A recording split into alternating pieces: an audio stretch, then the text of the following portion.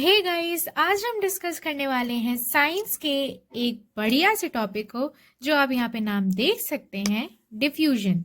अब डिफ्यूजन के बारे में हम कुछ इंपॉर्टेंट पॉइंट्स जो है डिस्कस करते हैं इस वीडियो में।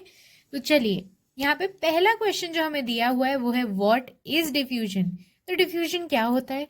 यहाँ पे दो डेफिनेशंस मैंने लिखी हुई हैं। जो पहली डेफिनेशन है वो हम डिफ्यूजन के बारे में सुनते आ रहे हैं। सेकेंड डेफिनेशन थोड़ी सी अलग है। पहली डेफिनेशन पढ़ते हैं। Movement of particles from high concentration to lower concentration is diffusion. जब पार्टिकल्स हाई कंसेंट्रेशन के लेवल से लो कंसेंट्रेशन में मूव करेंगे तब वो डिफ्यूजन होगा। अब कंसेंट्रेशन लेवल का क्या मतलब है? जब किसी एरिया में हाई कंसेंट्रेशन होता है मतलब उस एरिया में पार्टिकल्स का नंबर ज्यादा होता है, और जिस जगह पे लो कंसेंट्रेशन होता है उस एरिया में पार्टिकल्स का नंबर जो है कम होता है। बस ये एक सिंपल सा मीनिंग था। फिर जो नेक्स्ट डेफिनेशन है वो है spreading and mixing of particles with another substance और particle due to kinetic energy. अब इसमें क्या है कि काइनेटिक एनर्जी वैसे भी एक सब्सटेंस की स्पीड जो है वो डिटरमाइन करती है। अगर किसी पार्टिकल के पास स्पीड होगी तभी वो इधर से उधर मतलब स्प्रेड हो पाएगा, मूव हो पाएगा और दूसरे पार्टिकल्स में मिक्स होगा। तो काइनेटिक एनर्जी जब एक पार्टिकल के पास होती है और वो मूव करके स्प्रेड आउट होता है, दूसरे पार्टिकल्स में मिक्स हो जाता है, तब हम उसे डिफ्यूजन बोलते हैं। तो आपको समझ ही आ गए होंगे डिफ्यूजन की ये दो डेफिनेशंस। नेक्स्ट हम बात करेंगे डिफ्यूजन रेट। इसमें हम ये डिफाइन करेंगे कि जो हमारे अलग अलग स्टेट्स ऑफ मैटर हैं उसमें डिफ्यूजन का रेट कितना है और कैसा है। बात करें अगर सॉलिड्स की, तो सॉलिड्स में डिफ्यूजन रेट लो होता है क्योंकि यहाँ पे इंटरमोलिकुलर स्पेस कम होता है। अब इंटरमोलिकुलर स्पेस का क्या मतलब होता है कि जो पार्टिकल्स जो जैसे अगर सॉलिड की बात करें उसके जो छोटे छोटे से पार्टिकल्स होते हैं, फॉर एग्जांपल उसके एटम्स, उनके अंदर स्पेस बहुत कम होता है क्योंकि वो बहुत पास पास होते हैं। अब जब स्पेस कम होता है पार्टिकल्स के पास इतना फ्रीडम नहीं है कि वो मूव कर पाए, इसकी वजह से सॉलिड्स में लो डिफ्यूजन होता है। लिक्विड्स में मॉडरेट डिफ्यूजन होता है। क्यों? क्योंकि उनके बीच में मीडियम स्पेस होता है, सॉलिड से ज़्यादा और गैसेस से कम, इसलिए इसमें मीडियम या मॉडरेट डिफ्यूजन होता है। और गैसेस की बात करें, गैसेस में सबसे ज़्यादा डिफ्यूजन होता है।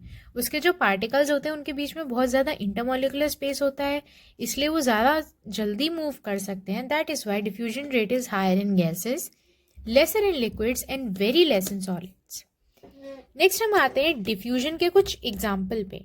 अब एग्जाम्पल यहाँ पे आप देख ही सकते हैं। Perfume smell, fall smell of decaying matter, incense stick, mixing ink in water and bromine mixing in air.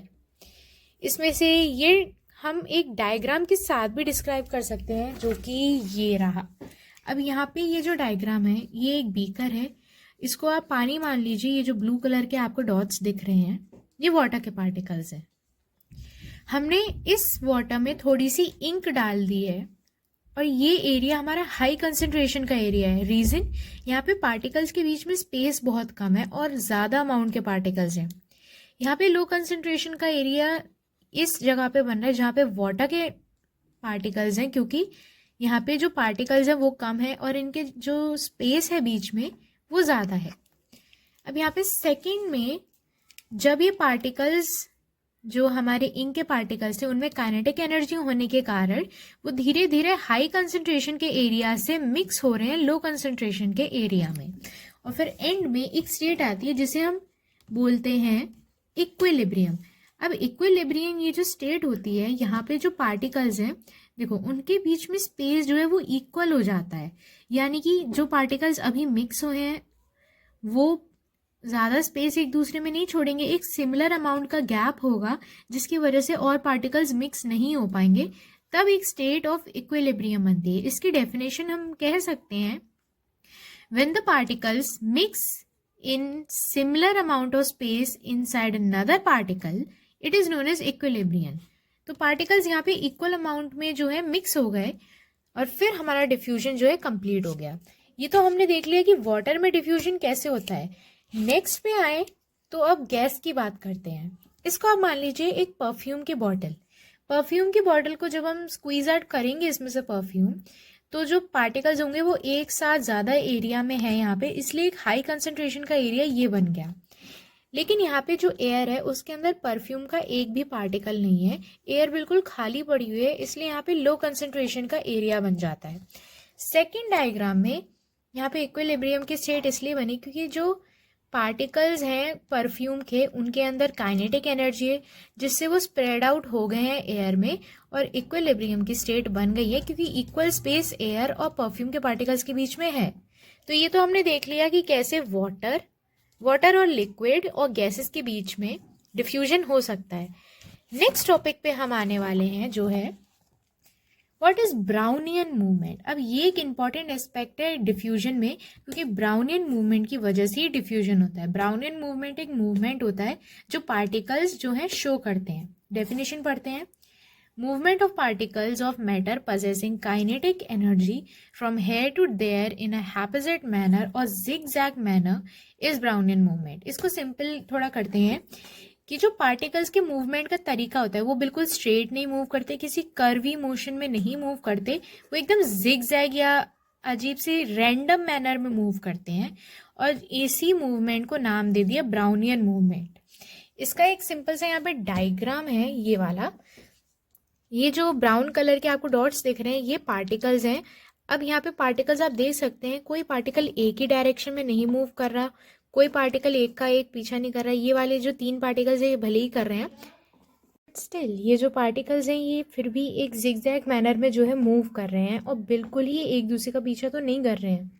इनमें कोई डेफिनेट पैटर्न नहीं है मूवमेंट का, इसलिए हम इसे एक जिगजैग या हैपेजेट मैनर में मूव करना बोलेंगे। इसी वे में जब पार्टिकल्स मूव करते हैं और डिफ्यूजन करते हैं उसी को हम ब्राउनियन मूवमेंट बोल देते हैं। अब नेक्स्ट टॉपिक पे आते हैं जो है कंक्लूजन्स ऑफ ब्राउनियन मूवमेंट। मतलब ब्राउनियन मूवमेंट से हम क्या डेराइव कर सकते हैं। पहला point, matter is made up of small particles. अब जो छोटे छोटे पार्टिकल्स हैं किसी सब्सटेंस के अंदर होंगे उसी से तो हम गैस लगा पाएंगे कि जो पार्टिकल्स है वो मूव कर रहे हैं। मतलब जब डिफ्यूजन होता है तो डिफ्यूजन क्यों होता है उसके पीछे का एक सिंपल सा रीज़न है, क्योंकि जो पार्टिकल्स हैं वो मूव कर रहे हैं। अगर पार्टिकल्स ही मूव नहीं करेंगे तो फिर ना तो ब्राउनियन मूवमेंट होगा ना ही डिफ्यूजन होगा। Second point, these particles are constantly moving. मतलब काइनेटिक एनर्जी उनमें होती है। ऑफकोर्स जब वो मूव करेंगे पार्टिकल्स धीरे धीरे करके तभी तो वो एक दूसरे में इंटरमिक्स होंगे, तभी वो स्प्रेड आउट होंगे, तभी डिफ्यूजन होगा या तभी ब्राउनियन मूवमेंट होगा।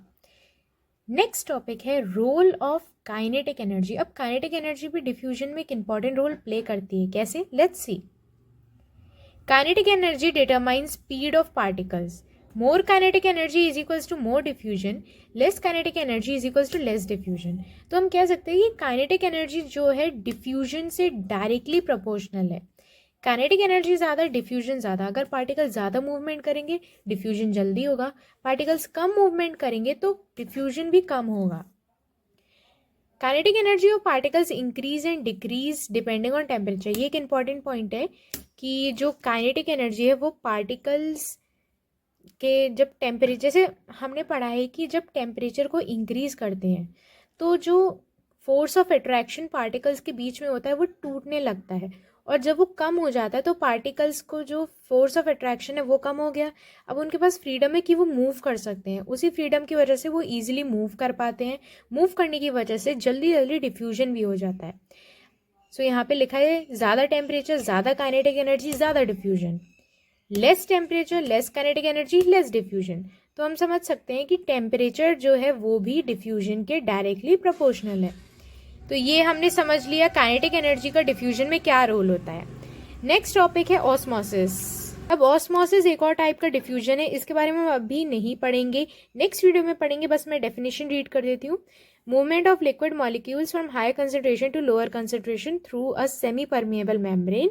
It has 3 types, hypotonic, hypertonic and isotonic. इसके बारे में बाद में डिस्कस करेंगे। काइनेटिक एनर्जी से रिलेटेड एक डायग्राम भी है मेरे पास जो हम यहाँ पे देख सकते हैं हेयर। अब ये वाला एक डायग्राम है जहाँ पे ये खाने की प्लेट रखी है। अब ये जो ब्लू गैस आपको दिख रही है, जो भी आप इसे समझ सकते हैं, ये इंडिकेट कर रहा है खाना ठंडा है। ठंडा होने की वजह से ये लोअर कंसंट्रेशन वाला एरिया है, इसे एयर मान लीजिए। पार्टिकल्स के बीच में फोर्स ऑफ अट्रैक्शन अभी भी ज़्यादा है या और ज़्यादा हो गया होगा कोल्ड टेम्परेचर की वजह से, जिससे उनके पास फ्रीडम नहीं है मूव करने का।